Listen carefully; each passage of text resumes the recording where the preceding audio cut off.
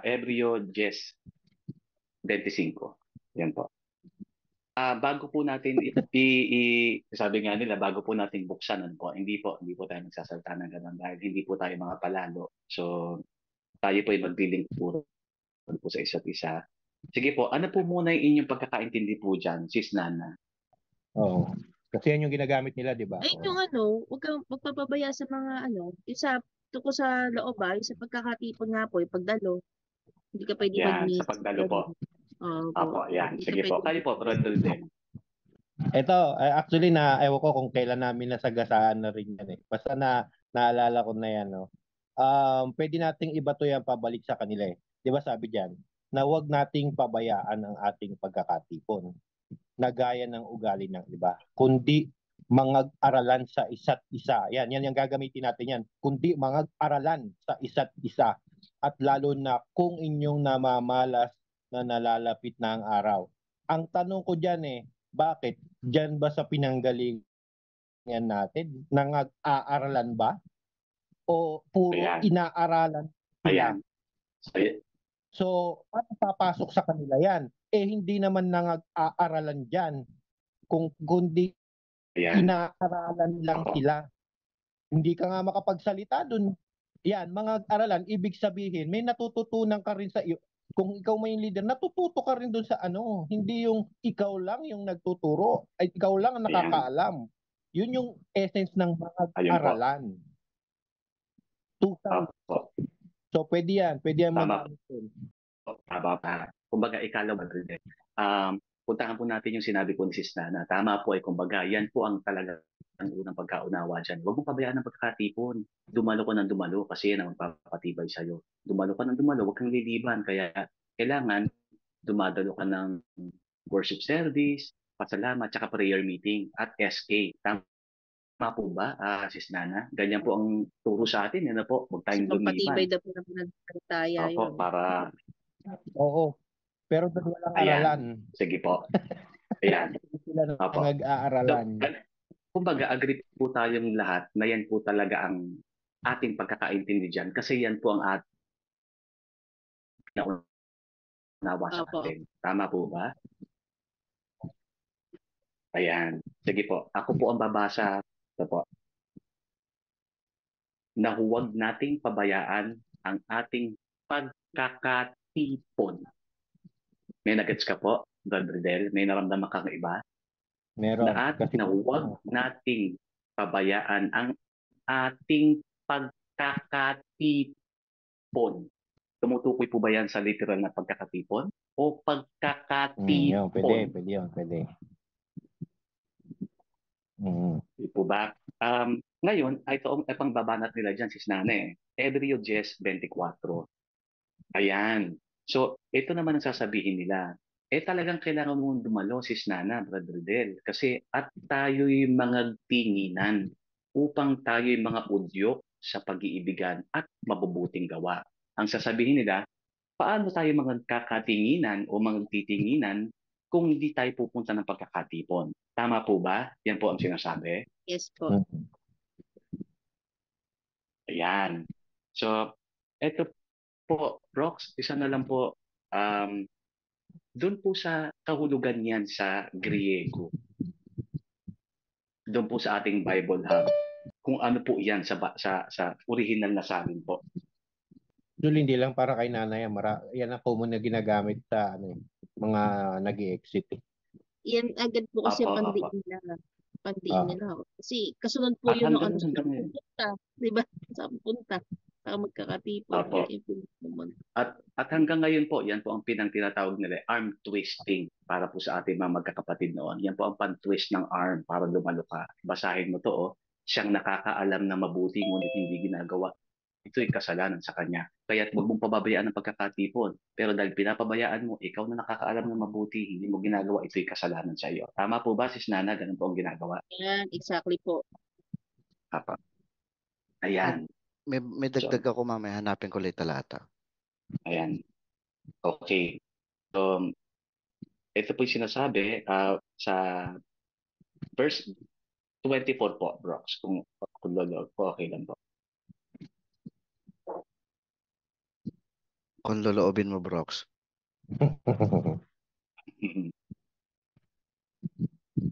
Ayan. Ito po, Nana. And we should think one another towards stirring up to love and yung nga po, yung good works sa baba po, no? Yung paggawa po na mabuti. So ang kahulugan po pala nito, kung titignan po natin sa we should think, hindi po mga tinginan, Sis Nana, kundi ating alalahanin o isiping palagi ang isa't isa upang tayo'y mga udyok sa pag-ibig at mabubuting gawa.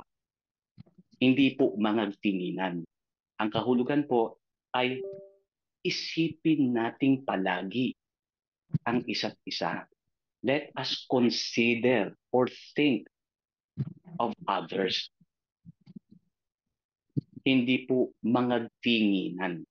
Kasi kaya ka naiipit kasi paano kang makakapagtingin, paano tayo makapagkakatinginan sa isa't isa kung di tayo dumadala ng pagkakatipon. Hindi po, at hindi na po tayo maloloko pa ngayon. Dahil ang kahulugan po niyan ay ating isipin ang isa't isa o ating alalahanin ang isa't isa. Ating laging ilagay sa isip ang isa't isa upang tayo'y maudyok sa pag-iibigan at mabubuting gawa. Hindi sinabing mga tinginan na lagi ka dong nasa pagkakatipon. Nag-gets niyo po, Sis Nana? Opo. Maliwanag po. Ayan. So hindi na po yan sa atin magagamit ngayon na hindi pwedeng hindi ka dumalo. Paano mo magaganap ito nakasulat sa taas na mga tinginan tayo sa isa't isa kung hindi ka dadala ng pagkakatipon? Brad, KD, hindi po yan mga tinginan, kundi laging alalahanin o isipin ang isa't isa. Hindi po mga tinginan. At kung babalik po tayo dito sa 25, punta na po tayo doon sa ating main event, kasi yan po ang pang twist nila Sis Nana, yung 24. Ay, hindi pwede. Hindi yan magaganap hanggat hindi ka pupunta ng pagkakatipon dahil hindi kayo mga titinginan sa isa't isa. Paano mo makikita kung wala ka sa pagkakatipon? Ganun po, di po ba? Pero ngayon, alam na po natin na hindi po yan literal na tinginan. Na mata sa mata. Opo.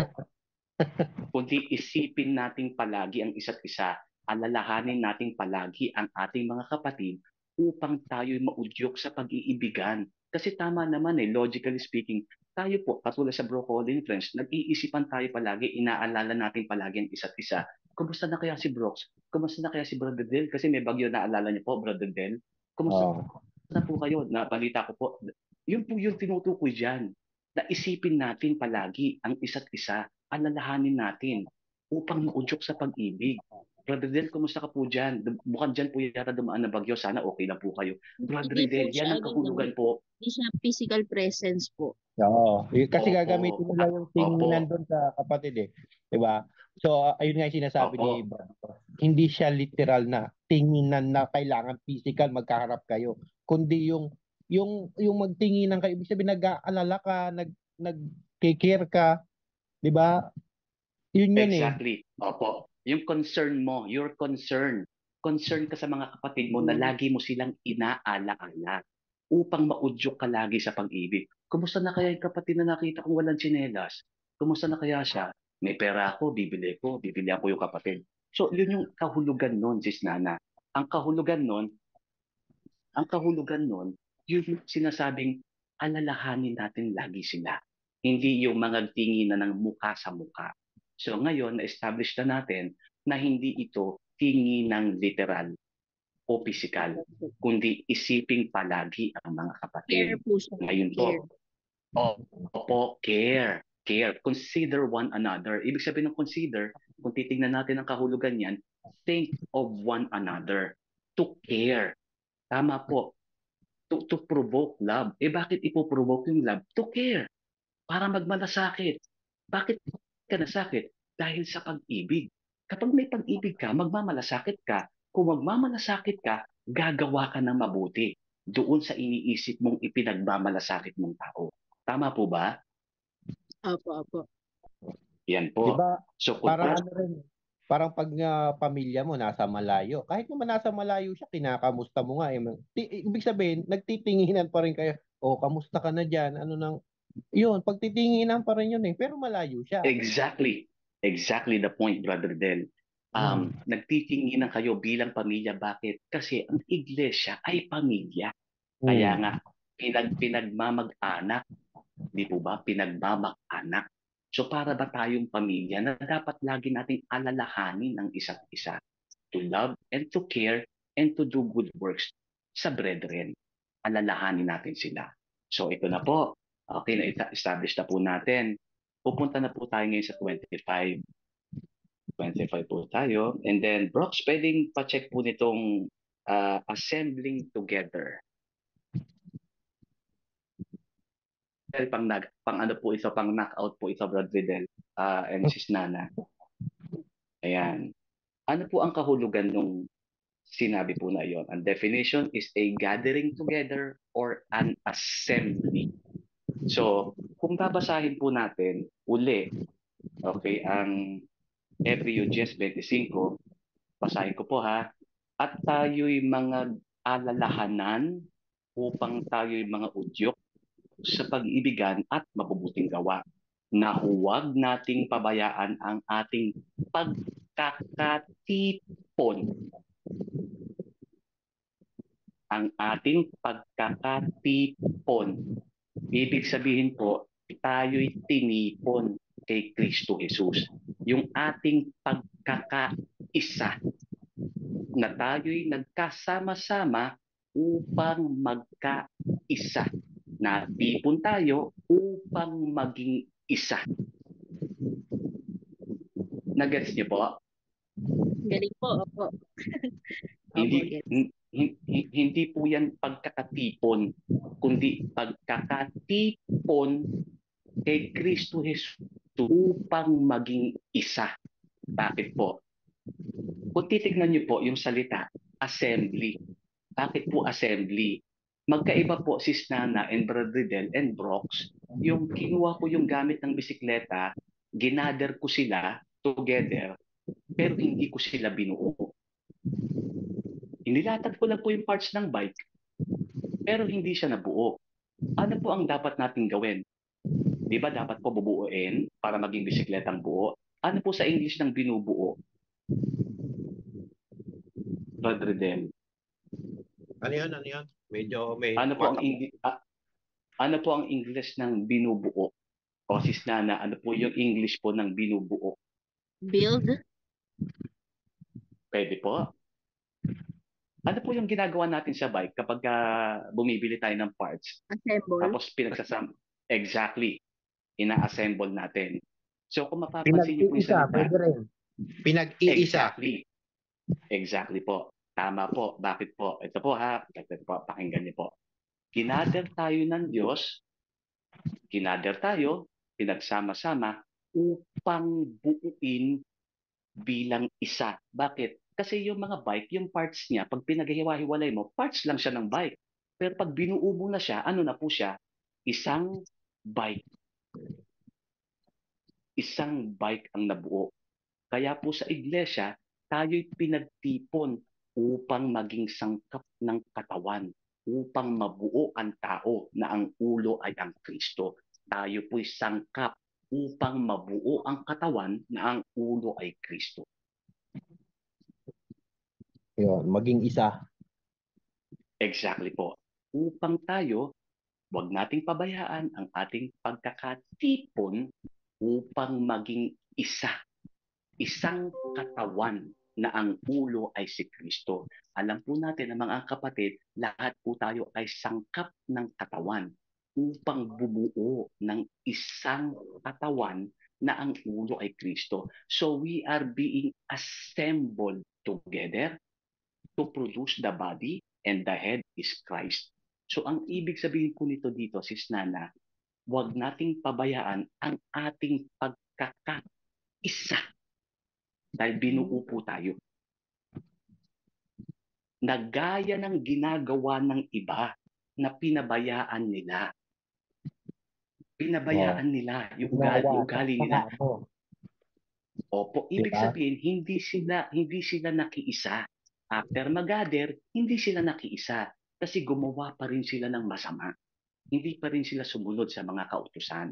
So hindi sila nakasama doon sa assembly o sa pagkakabuo upang maging isa na katawan na ang ulo ay si Kristo na siyang iglesia ng Diyos. Agree po kayo na debunk po natin. At Ayan saka po. kung gagamitin So, man nila, maganda yung nilatag mo, Bradlos. Ano yun? Galing ako, maliwanag Nilatag. ko. Pero hindi Satisfied natin maikakaila na gagamitin pa rin nila yung literal na pagkakatipon na Pero para sa akin, yung ganitong gathering natin, hindi pa ba tayo nagtitipon? Pwede naman nating sabihin sa kanila, mga itinakwil nyo, nagsasama-sama na rin kami. Hindi Tama. kami religion, pero nagtitipon-tipon kami, nag-aaralan kami sa isa't isa. So pagkakatipon pa rin yun. Pwede rin sa inyo, hindi na kami nagkakatipon kasi nga, ang turing nyo na sa amin, mga demonyo. Pero hindi namin pinababayaan. At saka kayo, kapatid pa rin namin kayo. Pwede nyo ibanat sa kanila yun. Kapatid pa rin namin kayo. Pero kayo, kung exactly. hindi Brother Del, kapatid, di ba? So, meron pa rin tayong pagkakatipon. Kasi nagtitipon nga tayo. Opo. Brother Del, tama po yung sinasabi nyo eh. Kung bakit po kaya nating patunayan ito, kung susundan po natin yung sa 16, Sis Nana, sapagkat kung ating sinasadya ang ating pagkakasala, pagkatapos ng ating matanggap ang pagkakilala sa katotohanan, ay wala nang haing natitira pa tungkol sa mga kasalanan. Tanong, Sis Nana, Brother Del, logic lang, di ka lang dumalo, wala ka ng kapatawaran? Mag-a-apply po ba yung 26? Sapagkat kung ating sinasadya, di po ba? Kapag ating sinasadya ang ating pagkakasala, pagkatapos na ating matanggap ang ating pagkakilala sa katotohanan, ay wala nang haing natitira pa tungkol sa mga kasalanan. So, ibig mong sabihin, sis nanay, hindi ka lang nakadalo dahil sa trabaho o dahil sa graduation ng anak mo. Wala ka ng kapatawaran dahil pinabayaan mo yung pagkakatipon. Di ba? Dagdag ko pa mga kapatid, no? Tsaka sis Nana, dagdag ko pa, no? Yung pagkakatipon nga nila, 2-3 beses pa lang tayo, halos araw-araw na. Pagkatapos ng mga trabaho natin, nagsasama-sama na tayo. Binababayaan ba natin? Halos 24/7 na nga, kanina tanghali na nga kami natapos din nila Brooks. Ang dami. Pero hindi natin inuobliga na, 'di ba, na kailangan magdumalo ka, absent ka. Minsan kami lang nag-uusap. Pagkakatipon pa rin 'yun. Isa o dalawang kapatid nagkakatipon sa akin. Di ba? Opo, tama po. Tsaka may kita rin naman po yung care dito sa isa't isa eh. Kumbaga, makakaramdam pa rin ng care dito pag look out for each other. So, ito po yung aking mga iniisip-isip noon habang nasa loob pa po ako ng iglesia. Nung ginagamit po itong talata na ito, nagkaroon po ako ng parang pagnanasa sa aking puso na intindihin ko itong mabuti. Ano ba talaga ang kahulugan nito? Kasi kung babasahin mo siya, para bang tama? Pero in my heart, it tells me na, no, there is something wrong kung paano nila ginagamit yung talata. So masikap ko po siyang pinag-aralan. Hinanap ko siya sa mga original na salin, kahit sa Ebreo, tinitingnan ko po siya. Pero kasi kapag bagong tipan, Griego po talaga. Nabasa ko po yung buong kapitulo para makuha ko po talaga yung buong diwa. Kaya ito po ngayon, sa inyo, nagpapasalamat po sa Diyos na ipaglingkod ko po ito sa inyo, kahit sa ilan po na nandito. Muli, sis Nana, babasahin ko po sa iyo, ha? Basahin ko po sa iyo, Brother Riddell and Brooks. At tayo'y mag-alalahanan sa isa't isa. Ayan, naulitin ko po, ha? Ebreo 10:24. At tayo'y mag-alalahanan upang tayo'y mga udyok sa pag-iibigan at mabubuting gawa. 25, na huwag nating pabayaan ang ating pagkakaisa na gaya ng ugali ng iba, kundi mag-aralan sa isa't isa at lalo na kung ating namamalas na nalalapit na ang araw. So tayo'y nagkaisa, binubuo upang maging isa na sangkap na mga katawan upang mabuo ang katawan na ang ulo ay si Kristo, na siyang iglesia ng Diyos, na siyang bayan ng Diyos. Yun po. Salamat po sa Diyos, mga kapatid. Salamat po. Salamat po sa Diyos. Iwaga. Buti pa dito nakakaramdam ako ng espiritu.